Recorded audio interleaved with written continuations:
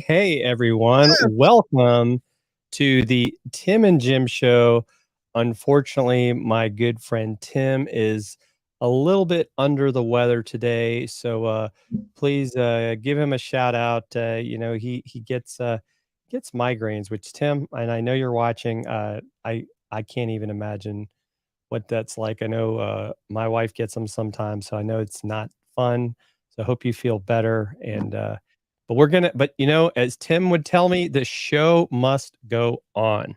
Indeed. And so we are really excited because we have a guest today who has been on the show before, and I know a little bit about him. My good friend Chris Stone, who does many shows, so many that I can't keep track of them. He does a lot of producing. And so we thought, and when Tim and I were talking about this, who better than to talk about how to repurpose your live stream into a podcast?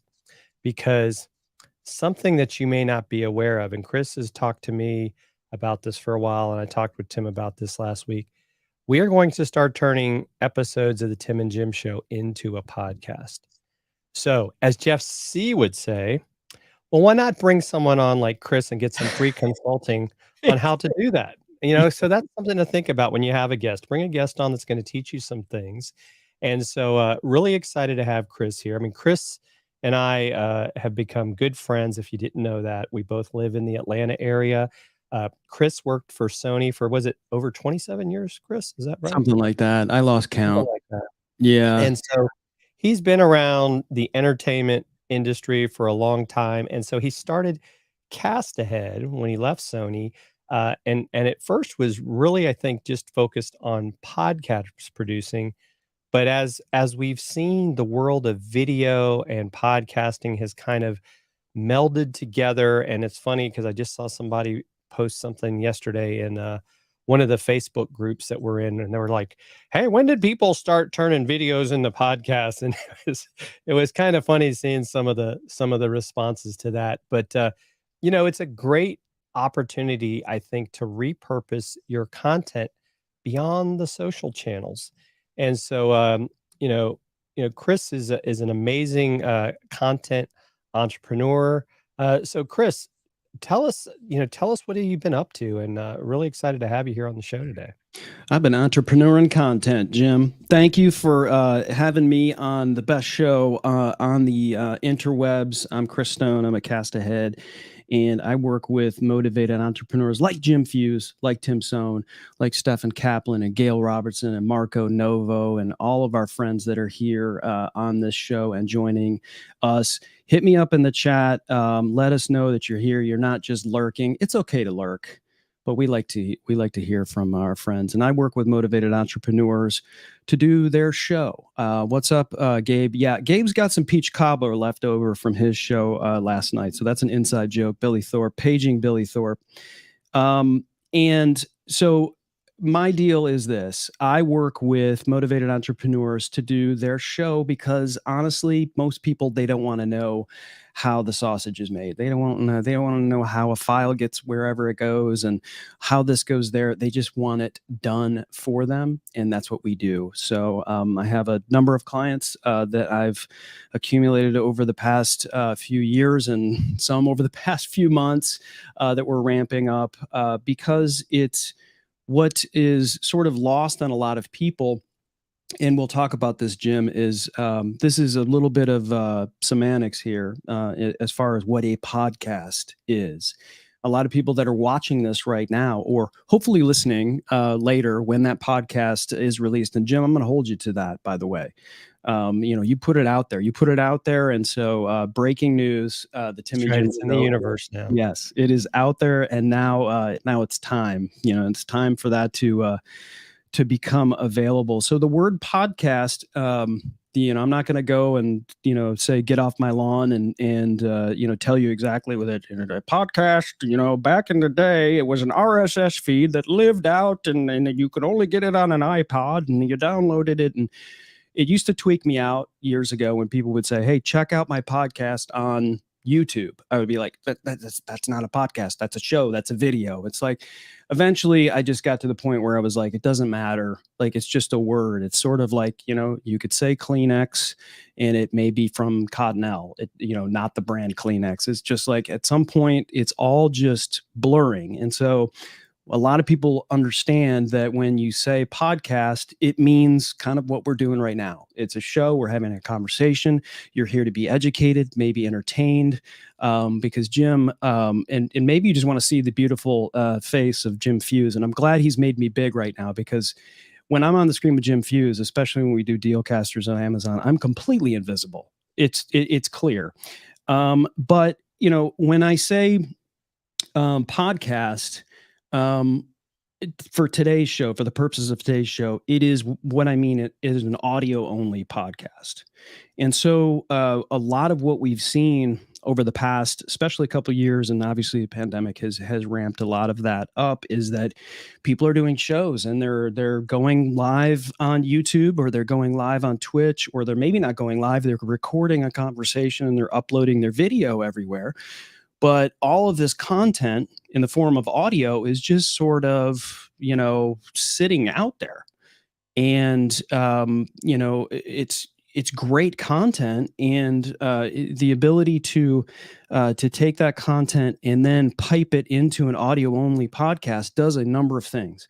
It expands your reach for sure. So you've got all of these places, all of these, countries, all of these people that are searching for things on audio only podcasts, or on the web where they can only listen via audio. They're not visually, they're not seeing it. Maybe they're visually impaired. And so a lot of times people will do a video show, and they're forgetting that sometimes people are, they're not seeing what you're saying.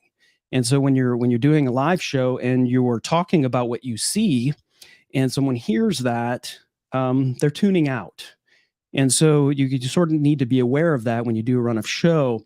And the other advantage of doing an audio only podcast is the fact that you get found. And so, what is there, Jim? 58, 60 million YouTube channels. And right now there's, maybe 3 or 4 million podcasts, but out of those 3 or 4 million podcasts, maybe 30% of them are really active, meaning they're putting out regular content every 90 days. That's considered active. So it's your opportunity to stand apart and get found. And so if you're someone that's in a business, and I know a lot of people that watch this show and eventually will be listening to this show on an audio podcast as well, are entrepreneurs themselves. And one of the biggest things is SEO. And man, the Googles, they love the podcasts. And so when you get a podcast, and when I say podcast, I mean audio podcast, you're like inserted into hundreds of podcast players. You're found more easily. Jim, you and I repurposed our live show from Amazon, Dealcasters, into a podcast. And before that podcast got ramped up, you type in Dealcasters and you maybe found our show on page 5. Now you type it in, you've got nothing. You've got 12 pages of us. And, the sale on caster wheels is on page 12, which used to be the number one thing when you typed in Dealcasters was, oh, there's a deal on caster wheels, and so SEO, and is more specifically an audio podcast, when you launch that on a business, man, that takes your SEO and just like turbocharges it and gets you found. So if you're someone that really wants to ramp up their business, you need to take what you're doing already on video and repurpose it into an audio podcast. Right. And that kind of goes into our first question, because you've talked a lot about audio, but the benefits of making your live stream available as a podcast, right? We've seen that like with Dealcasters, right? Because we started out, it was a, video only. Sure, we multi-stream, multi-streaming is continues to grow. In fact, for those of you that have been maybe hiding under a rock, you may have heard the big news this week. Ecamm released the beta. You can now multi-stream up to 10 channels, and it looks pretty neat so far. So for all you Mac users, that may be something you want to check out. But all these platforms, right, are wanting to multi-stream, but you're only on social media when you do that. So Chris, kind of take us that next step further of why make that live stream into a podcast? Well, it is a different format. I think that's the thing that we need to understand about an audio podcast is it is. Well, everyone's hopefully enjoying this show. Again, I'm invisible, Jim. Everybody's looking at you right now. I can't. Hi, I'm over here. They're looking at our over here. Short, over here. Noir mics is what they're looking at. Okay. But these things that I'm saying right now are visual context. They are things for I'm saying, hey, look over here, right? Or hey, look at this. Hey, I see this. Those are things that are visual context. And so the audio podcast is much more intimate. It is someone that's taking you and your content and the conversation maybe that you're having about your business, about your nonprofit, about your voice, whatever you're doing. They're taking you on their walk with their dog. They're taking you on their commute to work. They're taking you on their run. They're cleaning their house with their headphones on, and they're listening to you. They're choosing. It's a much more intimate choice for them to do this. And I think, when we're here, we're interacting, and that's fun and that's awesome, but you can do both. You really can. And we were talking about Dealcasters as an example, but I have other shows that I do. I work with, people in the furniture and mattress store industry. I have, people that are sales trainers. I have, multiple different types of clients, and they do a live show. And when people are interacting with them, they're finding a way to interact with them. But we take that content and we turn it around and we repurpose it into an audio podcast. And you'll hear something from someone a year later about something they heard in an interview that you did, a year ago.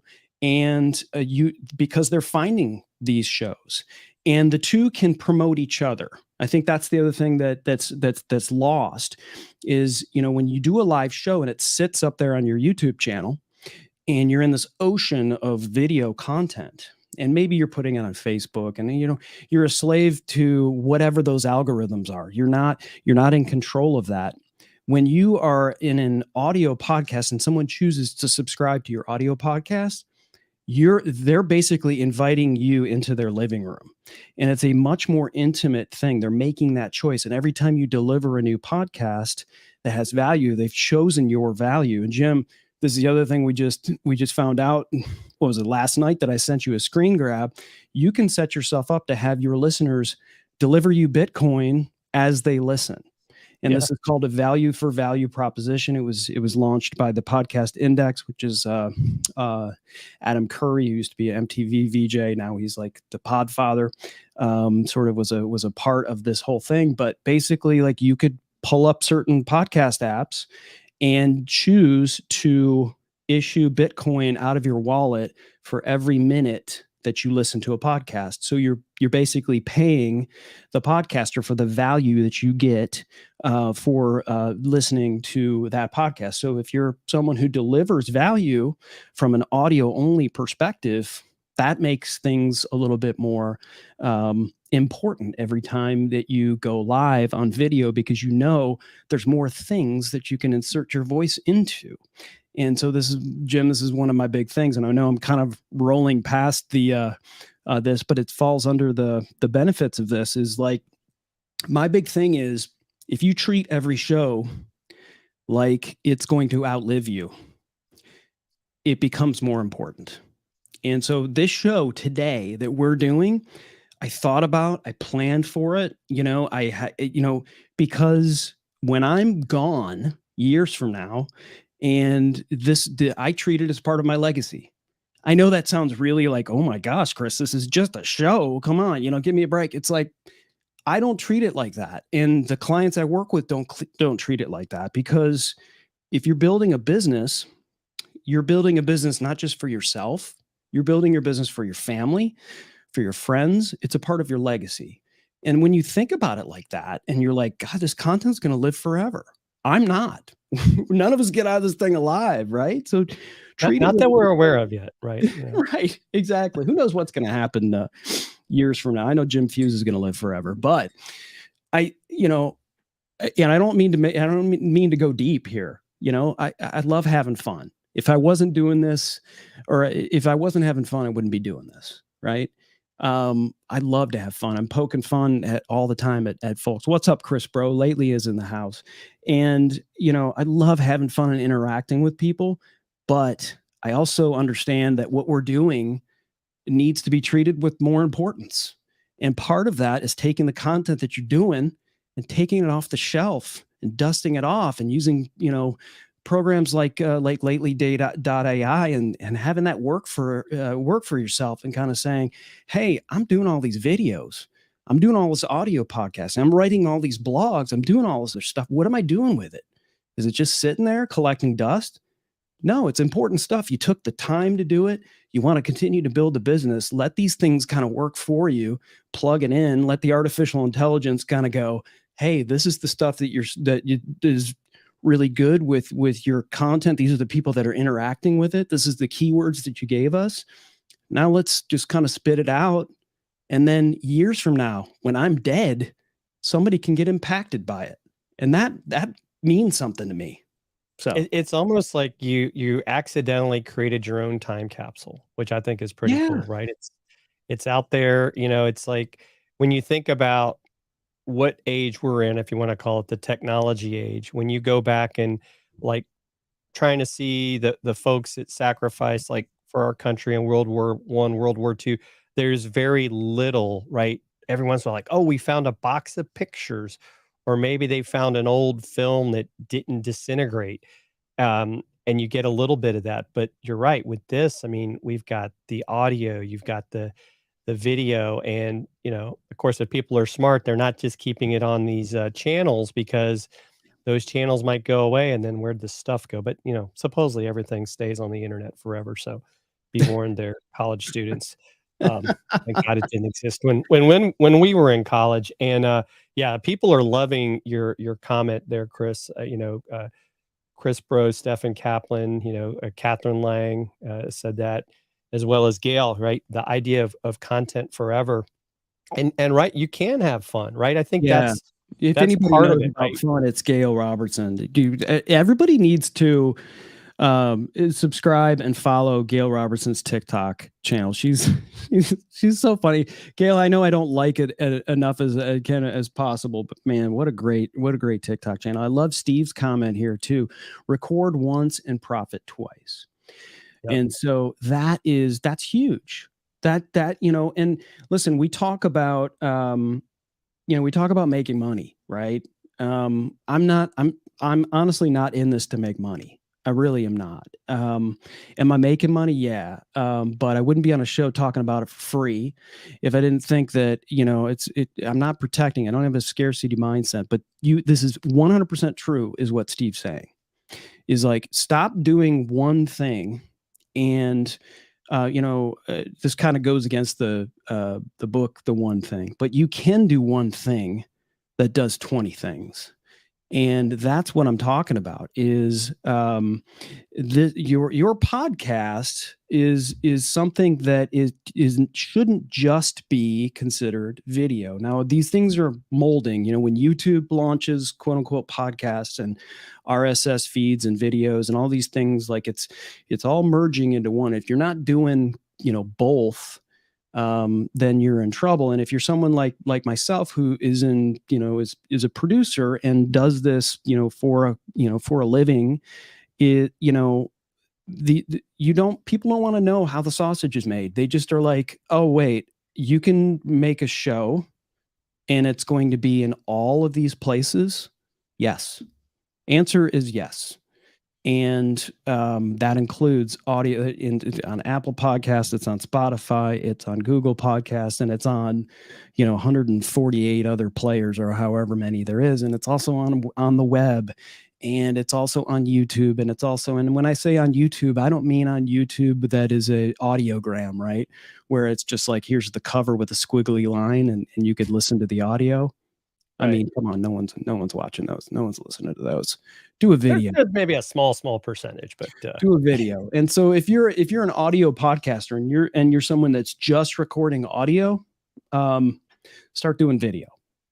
I mean, there's just, even if it's just you talking into a mic and you're just switching up a camera, start doing video. You're limiting yourself to be able to take that video, especially now, right? With all this bite-sized content everywhere, whether it's TikTok, all the vertical stuff, like pop up your phone and record yourself doing your podcast. I mean, Chris, you and I both, right? We love and credit to Chris because he does the lion's share of the work for us with of repurposing. But you take that little clip. Like you don't even have to say do a live stream. Like you recorded your podcast, but maybe you did it on Zoom, right? But I would also talk about maybe you do it on StreamYard record only if you don't want to go live. But you take that little video clip of that moment, and that's where Chris Bro, shout out to Lately, finds that magic clip, and then you have a link to the podcast or you have a link to the full episode. That's kind of that teaser, like I need more. Right. And that's the power of seeing those 2 or 3 people or however many people talking is what brings people in. And I think that's where sometimes when we think of the senses, right, video, as I like to joke, sometimes gives us all the senses right now, except for touch, taste, and smell. But I think Mitch Jackson's working on that with VR to bring that in. Right. Absolutely. And, Marcello is also here in the chat. Atomic Habits, fantastic book. And The One Thing is what I referred to either. I think listen, depending on where you're at in your journey, some people need the one thing, right? And I need those reminders for the one thing and Atomic Habits. And everybody's, everybody grabs books for easy buttons and it'll work and it'll inspire you. But everybody, I also feel like, is different. And so everyone's going to take a different sort of journey. Catherine Lang's got some really good comments here. And so I think the other thing you think about when you're doing this, and you talked a little bit about the functionality, and I want to help people if they're listening or watching here. When you have something like a StreamYard, or you mentioned Ecamm, I know Restream has this functionality too. There's a lot of great software, depending on whatever you want to use. I know this is a StreamYard show, so I want to be a little bit agnostic, but I do use StreamYard, and they have this function where I'll have a client and they'll do a live show. When it's over, I'm downloading the video. And then I'm downloading the audio, and you have separate audio tracks. And those separate audio tracks allow you to you can get the one audio track if you want it, where you've got all the voices together. But, my voice might be louder than Jim's right now, or, Jim might have a coughing fit in the middle of me talking. and forgets to hit his mute button. And so these are the kind of things that, as an audio editor, I can pull it into my DAW, digital audio workstation. That's the acronym there. And I have all of the audio tracks. They're already lined up. I can just plop them in, pop, pop, pop, pop, pop. And there's like 3 or 4 guests, or maybe there's just one person and the guest. And I can just kind of say, oh, here's the line where Jim had the coughing fit, and just cut it out. And, I have this workflow where I can pull it in and just kind of like adjust EQ and compression, all these little things. Listen, as an editor for a podcast, I mean, sometimes people are like, well, how do I do this? And how do I do this? And how do I do this? No one listens to a podcast because the audio is just so glorious, right? Well, what's your favorite podcast? Oh, my favorite podcast is School of Podcasting by Dave Jackson. That's one of my favorite podcasts. I listen to it all the time.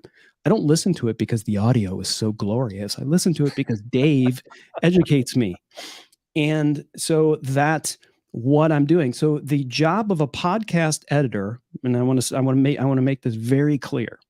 The job of a podcast editor is so that no one notices the audio. No one notices it. So when this is repurposed into an audio podcast, the only thing they're noticing is what Jim is saying and what I am saying. That's a Shure White Noir MV7 mic drop moment, but I'm not going to drop it because it's a really nice mic. But it wouldn't sound bad if you dropped it, right? That's right. Yeah. Tim's got a good question. Kind of, well, he's like, are there certain types or topics of live stream shows that work better as audio podcasts than others? No. Yeah. I think specifically, I talked to you, Jim, about this. Is like, I join, whenever I can. I know I typically have a show that I do right after this, and so sometimes I can catch it. I try to catch it as much as possible. And the reason why I catch it is because, well, you guys are my friends, right? But I also really like the show. If you guys weren't doing a really good show, I'd show up every once in a while and say hi, and then I'd be like, like I would, but I hang out. It's a fun show. And I said to you, is like, Jim, why aren't you guys doing an audio podcast with this content? And you were it was like the same conversation I had with you and Christian about Launch Your Live. Well, there's this and there's this. And I was like, you guys are already doing the show. It's done. All you got to do is like a couple of little things. So more specifically, Tim, to answer your question, if anybody else is thinking about this as well, is when again, kind of rolling back to it, making things more important and thinking about things a little bit differently when you do a show, understanding that this will be repurposed into an audio podcast. You do kind of a run of show. Like a live show, everybody knows, all right, well, maybe there's a countdown that happens first. There's an intro video that's entertaining, like this show has, where everybody's like, okay, they're pumped up and whatever. And so the first X amount of minutes, probably not a great idea to have that as an audio podcast, right? Because you always want to think about an audio podcast from the standpoint of if it's show number 428 or it's show number 2, there's going to be a lot of people that hit play for the first time, and this is the first time they're hearing you. And so you want to just right away tell them, what they're going to get, what's coming, and then give it to them. I think there's too many people on an audio podcast. They're like, hi, my name is Chris Stone, and I'm at Cast Ahead, and I liked it. I. No one cares. No one cares. What you do on an audio podcast is you say, on today's show, I'm going to tell you how to repurpose your live stream into an audio podcast, to use software that's going to generate this, and how you can have a legacy built for your friends and family well beyond your years. Boom, little music, little video, and then just give it to them. And then eventually they get to know you. They understand, oh, this is this person. This is, and then they follow you and they subscribe. They're getting something. And so when you go live, you can know that at a certain point when you're having a conversation with someone, that becomes the recording session. And so, Jim, you and I do this on Dealcasters, right? We'll we'll do our intro video. We'll kind of talk about, I don't know, football teams and chat with people like Steve and Gabe and everybody here that's in the chat and just kind of, hey, so-and-so's here. Hey, so-and-so. None of that makes the audio podcast, right? The audio podcast starts with, please welcome the one, the only Gail Robertson. Gail, how are you? Boom. We start asking questions. We know that for the next probably 15 minutes, that's going to be audio podcast stuff. Once you've got, enough of a conversation built up, if somebody's been listening to you for 15 minutes, it's okay to start talking about people in the chat because you've already got them, right? And I think if you've already got them and they're already interested in the conversation, they're there for 15 minutes. If I'm referring to people like I'm doing right now, when Catherine Lang is here chiming in on YouTube and she's got a question, we're going to get to that as well. See what I did there? And then when people hear it, now you're promoting your live show because they're like, well, I really liked this podcast. And now I'm going to go look for it on YouTube. Now I'm going to go try to connect with Jim Fuse on LinkedIn and maybe watch it on LinkedIn because they were talking and I want to ask questions on the show. So now you're promoting both of them. And now you're in a situation where if you don't catch the live show, they're like, wow, they interviewed Mark Schaefer. I'm going to go back and listen to that. So, right. Yeah, no, those are all, great points. And I think too, like we've learned, Chris, from some of the people that we've gotten to know, going back to Tim's question, like Gabe Aloisi is like a golf, king, we'll say. And he has made a huge, impact in the golf industry, very niche. There's people in commercial real estate that they're doing, video interviews and then turning it into a podcast, and they're getting, all kinds of things. Now, I will say, and Chris, you and I talk about this because it's a question that comes up a lot, is don't think because you turn something into a podcast that you're going to get all these sponsors right away and that you're going to like have, money falling from the sky.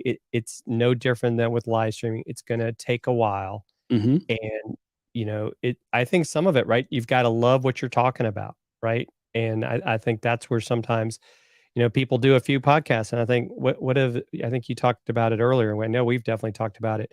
Most podcasts, and I mean most, right, don't get beyond 10, right? Like there's a bunch of beyond 6. They don't get beyond 6. It's called pod fade. And it works with a lot of different content. A lot of people they don't see that quick fix. People are too focused on looking at that eyeball number in the upper corner and going, okay, I'm going to wait for people to get on and ask questions, and then they go and they look at their download numbers, and it's just like, listen. Especially in the podcast thing, it's like the only time you ever want to look at download numbers is when you're in a conversation with someone who wants to sponsor your podcast. And right now, you're just now talking about doing an audio podcast. It's way too soon to be talking about sponsors, right? So what you've got to do is you've got to build that trust. Then this goes back to, Jim, you and I are working with lots of brands for Dealcasters on Amazon, not because of the podcast. Now we could start mentioning all of the stuff that we're, talking about with Amazon and all of the other stuff on that podcast. But why do that? We need to be giving that value and delivering that value on that audio podcast and not go, this episode is brought to you by the Shure White Noir MV7, and, you can go to whitemv7.dealcasters.live. And it's like, if someone hit play for the first time and heard that, they're gone. Like, what's the point? These guys are just selling. I don't care. What's the point? Use it as a, it's a cost center until you become major. Until you become a major player, your audio podcast, you should treat as a cost center. Pay $20 a month for a hosting charge. Work with somebody maybe that does it, that edits, all of that stuff, because you know that like this is an investment in getting found. This is an investment that's a long game. Jim, my clients that I deal with, Dealcasters in the same way, when we use that content and we spit it out into this flywheel, and we program Facebook and, Instagram, and now you can program Instagram Reels and all of these things. 2 years later, I got one client that called him from India and said, I found your podcast. I binge listened to a bunch, and I just want to have a conversation and see if you're the same person. And they ended up, he ended up doing business with them. So and I've got like, a bunch of stories like that. It's about getting found. It's not about getting, a couple $1,000 here and there for ads that you've got to put in your podcast that, really aren't, are not building trust with your audience. Yeah. So Chris, let's kind of take it, I guess, to the next level, because you've hit on it a little bit, but what are the steps to get ready to start the process of making a live stream a podcast? Because you hit on a little bit, but go in a little bit more detail on that.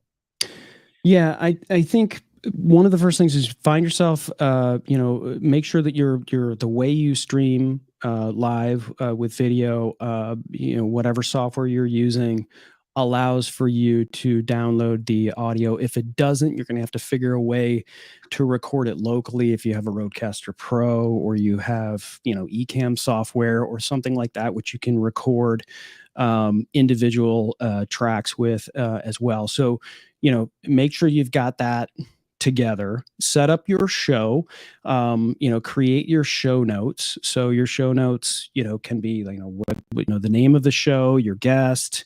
Don't number your episodes. No one cares. And it just messes with Apple's algorithm. So don't say, the name of your show should not be, 28 and then the name of your show. Like, no one cares. It's going to be numbered anyway in podcast players. So just like name your show, use, SEO, or use a site like Answer the Public or something like that to find good, SEO optimized names for your podcast or for your show. Set up your live show, put it, depending on what you want to do. If you want to build your tribe in a particular place like YouTube or Facebook or, wherever, you can do that and just stream to that particular place. I like to stream in as many different places as I possibly can tuck anything, and then find out, I thought my tribe was here on YouTube, but we're building more on LinkedIn, or we're building more on Facebook or whatever. So it's best to just kind of, especially when you're just starting out, to answer your question, Jim, is just go everywhere that you can possibly go, and then kind of look at the numbers and see where more people are gravitating towards. And then maybe if nobody's watching you or listening to you on Twitch, maybe you don't go there. But for me, I like to have things in multiple places and park that, real estate there, and make sure you have placement and all these things for your particular business or for your particular show. Again, that helps with your SEO. So when you set that up, like, let's just say, StreamYard is what you do, which you can stream in 8 different places. Do your show, pull in your guests, do a run of show. Make sure that it's easy for you after the fact, after you're done with your show, to pull down that audio and go, okay, I know that a good audio podcast is going to be from timestamp 7 minutes, 38 seconds or wherever. Just keep a little notepad. I keep a Rocketbook by me, and just kind of go, okay, this is when we started talking to our guest. This is going to be really great podcast content from this timestamp. Just write it down. And then if for whatever reason during the course of the show things get more visual, let's pull this up and let's talk about this, or we're going to play a video now from this, that, or the other. That shouldn't make your audio podcast. So again, if you got a notepad next to you, just write it down. Just write down a little timestamp. Every podcast software is going to have like a timestamp in the upper corner that's telling you like how long your recording is, right? So just write it down really quickly. It's not a big deal. And then when you're done, your show's over, you just go and download the individual audio tracks and plop it into your software. There's free software, Audacity, that you can Google right now, and it's fine. It works perfectly fine for you to be able to pull that in and sort of do whatever editing you need to do. Like if you wrote down the timestamp was 7 minutes and whatever, you can just kind of find that spot, chop it, and just kind of, make your audio podcast a certain way. There's also a great piece of software that I recommend that's called Auphonic. And what Auphonic does is the way you pay for it, it's like by credits, by minutes. And what a lot of podcasters will do is like, they don't know a lot about audio editing. And so what Auphonic does is it basically fills in the cracks for your podcast in terms of sound, making sure that the voices are normalized so that, if you're interviewing Jim Fuse on your podcast, that Jim's voice isn't just so super loud versus your voice. It just kind of brings everything down. Even if you edited it a certain way, it'll fill in the cracks, make it sound good. You can, there's a thing called LUFS, which is loudness for podcasts, and it makes sure that it's, perfect for podcasts. And then you have an audio file, right? Then you want to decide, a hosting service. I have clients that use a bunch of them. So I love Captivate. Captivate.fm is one of my favorites. Buzzsprout's another one. Libsyn is the biggest one out there. It stands for Liberated Syndication, LIBSYN. And a lot of people use Anchor because it's free. But there's advertising that sort of supports that. So it kind of goes against what I was saying earlier. But listen, budget-wise, I totally understand. I mean, Gary V's on Anchor, so can't be all bad, I guess. And then once you get your podcast hosts, most podcast hosts, not most of them, all of them, will give you a website. So your podcast, immediately has some SEO built into it, and it will distribute it to most all of the platforms. So, Apple, Spotify, and Google, those are the big threes. That's like 97% of all podcast distribution is those big three. And those will cover that. And then you've got, a handful of other podcast players, iHeart, Pandora, just a bunch, Overcast. There's just a bunch of players that you could submit to either through that podcast host. Most of them you'll be able to do that. Or you could do that yourself, because you get what's called an RSS feed, and you take that RSS feed and you can just basically like submit it to all of these players, and then your podcast goes in that particular player. Right. And then Catherine's saying, if you have a website, should you have a second one, or can you redirect to your website? I would put your podcast on your existing website. You will get a website through your host, but chances are, Catherine, you're going to want people to go to your website where you've got more than just your podcast. So you should integrate your podcast with your website. So depending on who your host is, who your webmaster is, all of that stuff, you should be able to integrate. Like if you want to put that player, on your homepage, with a play button, which I would recommend. Google likes that as well. A lot of these, most of, if not all of these, whether it's Libsyn or Captivate or Buzzsprout, they will give you a player, so you can just you could choose a player, brand it up with your colors. And every time you release an episode, it'll just show up on your site in that particular player. Yeah. And I like too, Chris, something that you taught me and Christian when we had started Launch Your Live is you can get a link a lot of times from I know Captivate does it. Like it's a smart link in that people sometimes assume that everybody has an iPhone and I'm just going to share my Apple podcast. Well, guess what? There's a bunch of Android users out there. Yep. And they may not use Apple Podcast. So this smart link knows that when they want to listen to that podcast, it takes them to what they use. So that's another little Chris Stone trick that I learned about. Gosh, over a year ago. I guess it's been a while since. Yeah, a lot of times people will say, well, go listen to my podcast on Apple Podcasts. And I understand that's, especially in the US, everybody's like, you want everybody to, if they've got an iPhone, to go there and then subscribe. And that is important. I don't, but chances are, somebody that may not be their preferred player, or like Jim said, it's, they have an Android phone, or they are on a PC. So if you're, and most people, as much as we love Macs, most people are on PCs. And so if they click on a link, it's going to take them to Apple Pod. And they're like, why am I listening to, like, it's a dead end.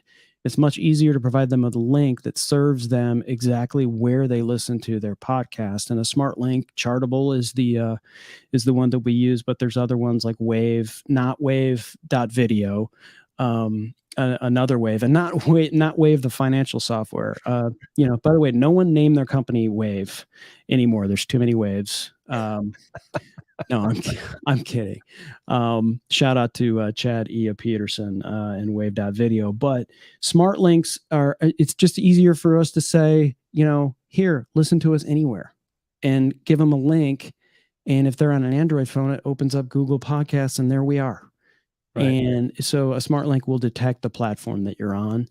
And, again, everybody knows you got to serve people up or they're gone. You got to take away all the speed bumps, take away all the roadblocks, and say, here's the show. And if they, if it's nice, clean, easy, play, see, hear, you're much more apt to get listened to and seen. And all of that stuff is great. But if you don't have a great show, no one's listening or watching anyway. So that's why it goes back to make sure that you're focusing on the content. Make sure you're delivering value to people, you're entertaining people, you're educating people, and you're doing all of that. The functionality stuff, you can figure that out. There's smart people that watch this show. Everybody can figure this stuff out and go back and listen to and watch whatever I just said. But what I'm not going to be able to teach you on a show is how to make a great show. That's on you. You've got like, think about the content before you go live and say, this is going to outlive me. Like I might die, 2 weeks from now, I might live to 100 and, whatever, but that's still the show that I'm doing right now is going to live beyond me. So create great content, and the other stuff that'll work itself. You guys are smart enough. You'll figure it out. Yeah, I think that's a great point. Tim and I were talking with Peter Clark about that. Like, anybody can do a live stream or a podcast, but not anybody can make a great show. That's right.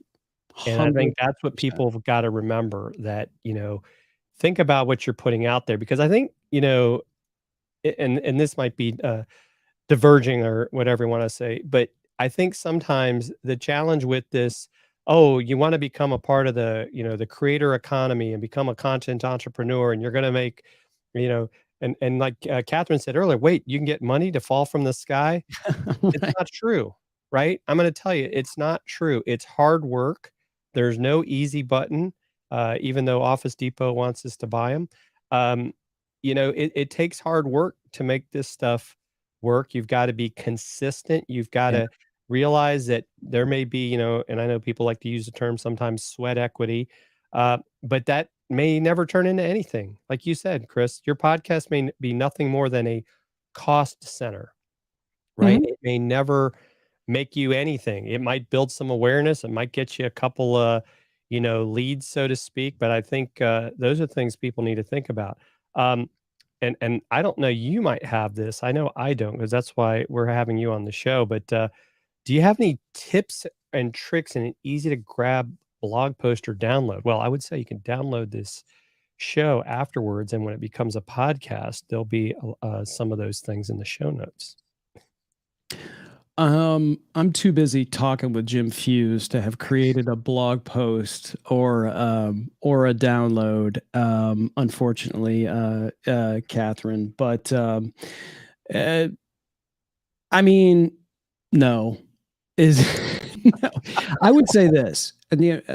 everything that I'm saying is not, this is not like completely original, like this is information that's out there. This is information that I've cobbled together and I've gathered. Okay. The difference between that information out there and the information you're getting today is me versus that, somebody else.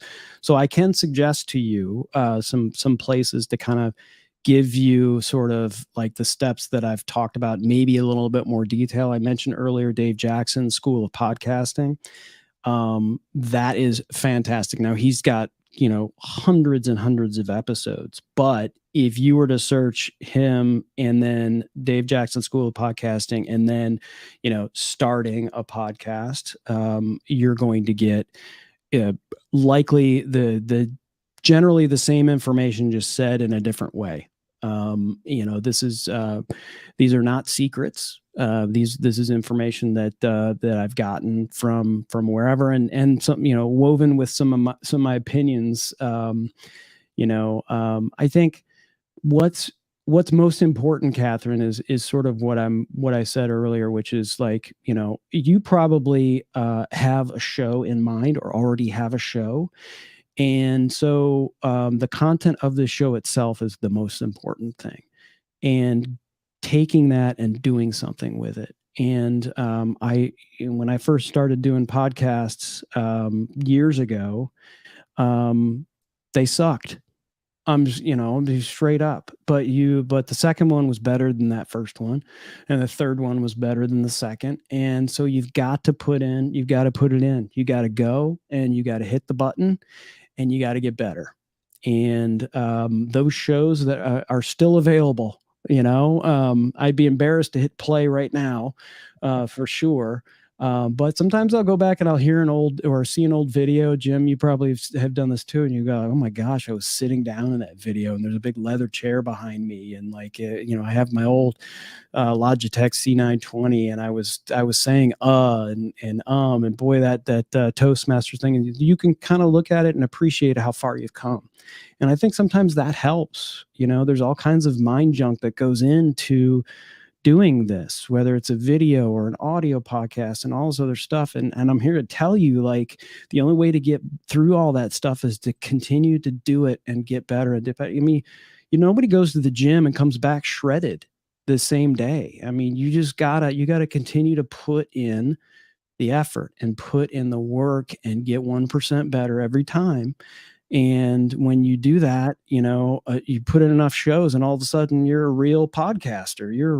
You've got some real stuff going on. And then you could join Jim Fuse on the Tim and Jim show and start talking about it. Right. So, yeah. And a great point by my friend Alberto from the Twitter Smarter team. Get over the fear of the camera, right? Go live on your phone, go live to IG or Twitch from your mobile phone. And yes, that's kind of how I started. I was in a Facebook live challenge with Kelly Noble Mirabella, and that's kind of how I got a little bit over my fear. And then I was a guest on a show. That's how I ended up meeting Tim. And I think that's the other thing is, don't feel like you necessarily have to start a show. You can be a guest. Right. There's people that all they do is guest everywhere. That's another thing that Peter Clark was talking with me and Tim about. And I think you sometimes tell people when you consult with them, it's like, do you really want to start a show? Or is it that you want, because there's kind of a difference, right? When you're a show host, like I am here today, we're here to highlight Chris Stone, not me. And shows where the host, in a sense, tries to dominate the conversation, people don't really like those shows. I don't think. No, it really, the mindset of, we're kind of getting in the weeds on this host guest thing. Mark Deal, talks about this all the time. It's crossing the finish line together. Like, I feel like you and I have a chemistry, because we do shows together. You and Tim have a chemistry because you've done so many shows together. And you guys are, when you're having a guest on, they're the star. If you guys were just talking, every once in a while, you guys just do a show, just the two of you, which, is cool as well. But People are tuning in to see you guys, but they're staying for the guests. That's why they're staying. And so you got to cross that finish line together on a show. That's what makes a great show. Not, eventually they're going to get to know you. You don't have to give your life story if you're hosting a show every time you do a show. Eventually, if somebody really wants your life story, they'll find it. They're definitely going to find it. So we got a couple more questions. So Alberta wanted to know, can you share any advice or gear for doing a live streaming podcast on outdoors or noisy places? Yeah, don't do that.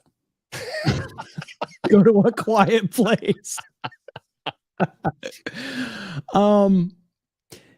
So this is a Alberto, this is a great thing that we didn't touch on. When you are doing a video show, the number one most important thing is audio. And when you're, of course, doing an audio show, the number one most important thing is audio. So I went back to being, let's talk about being a podcast editor. The job of a podcast editor is that no one notices the audio, how good it is or how bad it is. They're only noticing what is being said. And when you're in a noisy place, they're noticing more than what's being said.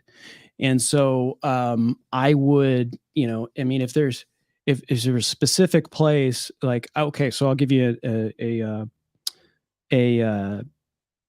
example. So a show that I have is done at an actual store, inside a store. And they use a shotgun mic on a video camera. And the reason why they do that is because they're in a store and they want you to, like, this is us hanging out, right? Instead of them being in a closed studio environment, this is more like, and you've got activity going behind. They've got salespeople walking across the sales floor. They've got somebody talking to somebody else. And every once in a while, you're going to hear people talking in there. But that's intentional because that visual. And so from an audio perspective, they will mention that on the podcast, like, hey, we're really busy in the store today. So you might be hearing Drew, our salesperson, he's over here because we've got this special going on and blah, blah, blah. So and DJ Durrani does a really good thing with this from an audio podcast perspective is she'll say, hi, I am, she'll mention how she identifies, what she looks like, color of her hair, what she's wearing. She will say that even though you may be watching the show, she's taking that and she's repurposing it into an audio podcast because it's like, okay, now this person who's listening can envision what's happening. And so when you're doing that in a show and you're putting it out there, it's not a surprise when all of a sudden it's like a dog's barking, right? You're like, hey, I'm here. And, by the way, my dog's name is so-and-so. And you might hear, he or she chime in because, the Amazon person's coming. Like, put it out there, be honest. This is what's happening, not have to deal with it later when it's just like, God, that show was garbage because of this audio. You basically put it out there and said, hey, this is what you might be able to expect, in this standpoint. So I don't know. I hope, Alberto, that helps you. Yeah. And then our final question, because I know we're going to get wrapped up here. And we've talked about this before, like, what about a season 0 of your podcast, 5 to 10 episodes to lose the fear, learn, improve, et cetera? The goal is to learn. I think both of us, right? We're not necessarily fans of seasons, but I know some people do seasons. I mean, I guess I hate when people hedge, but it depends. Seasons are not necessarily for your listener. If making something into a season helps you as a podcast host and it keeps you doing it, then use them. I don't think people go, okay, it's time for season 3 of the Tim and Jim show. Like, really? Like, what's the context there? It just doesn't, I think you're going to have people that are going to come in, they're going to listen to the Mark Schaefer show, or they're going to come in, they're going to listen to the Kelly Noah Mirabella show, or they're going to, they're going to come in and they're going to listen to that. They're going to be like, hey, this is season 1 of the Tim and Jim show. It's like, is that something that's really a hook for people? I don't know. But I think what Alberto is sort of getting at is when you first start and you start putting stuff out there, your podcast players are going to chronologically list, your, in descending order. So like, show number 1, 2, 3, when someone looks at your podcast on a podcast player, it's going to be your most recent one, followed by the one that was before it, followed by, all the way down to your final episode. Your podcast players have what's called trailer. So you can mark your RSS feed and have a trailer, and you can change your trailer anytime you want. So what I always suggest with my clients is to start with, 3 or 4 real episodes, whether they're conversations or solo episodes of your audio podcast, and then make a 2-minute-ish, doesn't have to be exact, around 2 minutes of a trailer. And what a trailer is a lot like a movie trailer. So you got to tell somebody what they're going to get when they listen to your podcast. And so that could be, hey, this is the Alberto Gomez show, and I will tell you how you're going to do this. We have fun. I talk to people like X, Y, and Z, and every week we'll deliver stuff that'll help you on this, that, or the other. You've got a little music going on, that kind of stuff. Like the stuff from your. Tell them what they're going to get in the trailer. This is what's going to get, and then maybe after, about a minute or so, just kind of tell them who you are. Yeah. I do this, and that's more of a credibility thing, I think, than anything. So they get to know you a little bit better. And then after they listen to your trailer, they're going to listen to your most recent episode. So I usually suggest to everyone when they launch a podcast, an audio podcast, that they launch with about 3 full episodes and a trailer, because you never know. Somebody may go, wow, that episode's awesome. They want to listen to another one. And if you're only launching with a trailer and maybe 1 episode, you don't give them enough. And so if you give them like 3 episodes and a trailer, and then you start delivering content weekly or bi-weekly on that particular podcast, then you're kind of giving people enough to be able to binge through it. Yeah, and I think that's a great point. I think that's what Christian and I did when we did Launch Your Live. Was we maybe went too far, like we had recorded way too many. Like, look, just put some out there.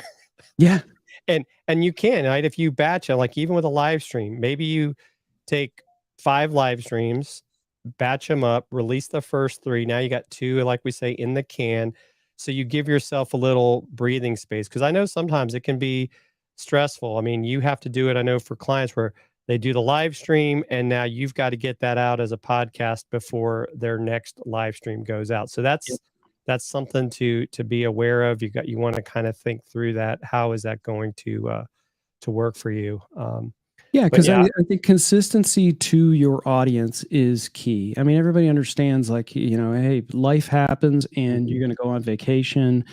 But the consistency is to deliver that to your audience, but it's also falls into the whole search thing.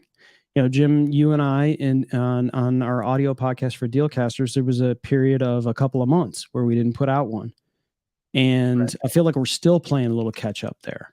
And so, that's kind of the way it works. If you got to stay, and it's only for the best anyway. If you've got that and you're building it, you should develop a workflow for yourself as a content entrepreneur to be able to do that.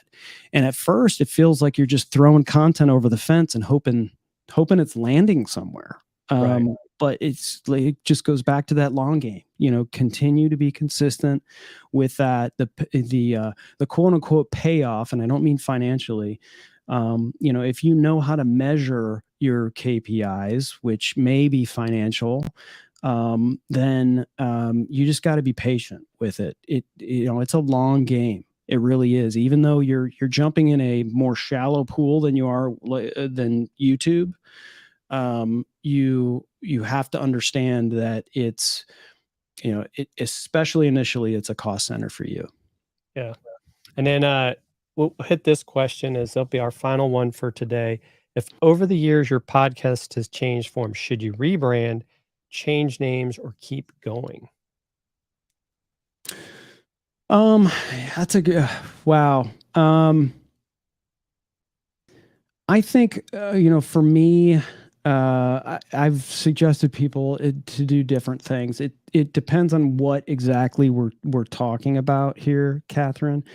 I think if you've built something with your original podcast and they've come to expect something, and you're just not delivering that something to the people that are there, then I think it's best to start anew. Because these people are expecting something and now you're delivering something else and you're just spinning out. And I think it's okay to leave that particular podcast up and start something else. So there are some podcast hosts, and this is one of the reasons why I love Captivate.fm, is that you can launch multiple podcasts yourself for one fee that you would normally get on something else. And so there's a number of people that use Captivate that they'll launch a podcast, and it's a solo podcast of them talking about artificial intelligence. But then they launch another podcast that is an interview-based podcast about entrepreneurship. Well, they're not paying $20 a month for each one of the podcasts that they launch. They're paying $20 a month, and they're able to manage both podcasts. So they've got multiple things. So maybe you've got a podcast that's out there that serves a certain niche and has something in particular, underwater basket weaving. And now you're like, well, now I want to talk about, Amazon. And so it's like, well, these two are completely disparate. So you can still do that. Launch another podcast about Amazon, leave the underwater basket weaving podcast up there, because you never know if somebody's going to find it. And you've built that. You've built search engine optimization. You've built all this brand. And whether it's big or not, it might be something later on that somebody finds.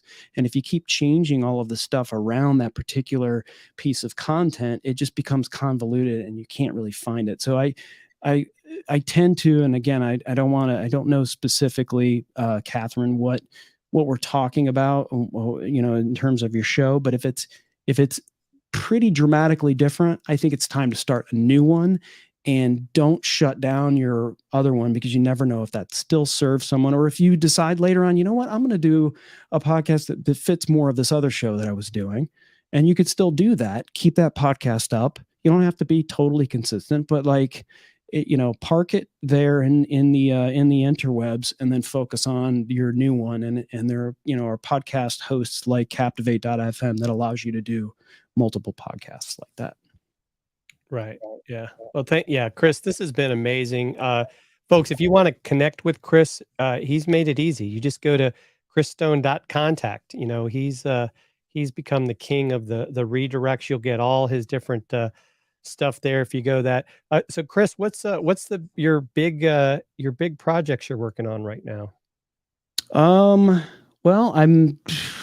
I've got a number of clients that we're doing podcast service. So I'm adding more services to my existing Livestream and podcasting business.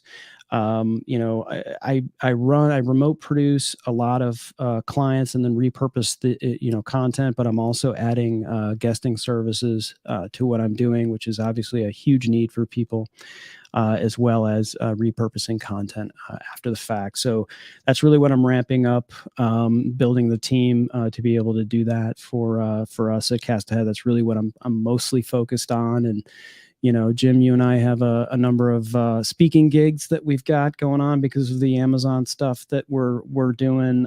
Speaking at Live the Life, which is happening in Newport News, Virginia, coming up here in September. And Jim, you're speaking at Agora Pulse coming up as well. Yeah, and I just yesterday found out I'm going to actually be speaking at People of Video in Awesome. September. So I'll be going to is it Albany or Albany, New York? I think it's Albany. Don't say Albany. I think that's here in Georgia. They call it Albany. Thanks to everyone who's hung out. Stephen Kaplan, Chris Bro, Alberto, Catherine. I hope we got to Gabe. I hope we got to everybody's. Gail, Ingor, Garen Belaney, Micro Studio represent, and Steve. All great stuff. It was this is the best show on the internet, and I know I've been invisible this whole time that Jim Fuse has been on the screen, but I do appreciate you humoring me, ladies and gentlemen. No, I muted before I coughed there. Oh, there you go. Look, hey, your podcast editor loves that. So thanks everyone, and we will see you next week. And appreciate it, Chris.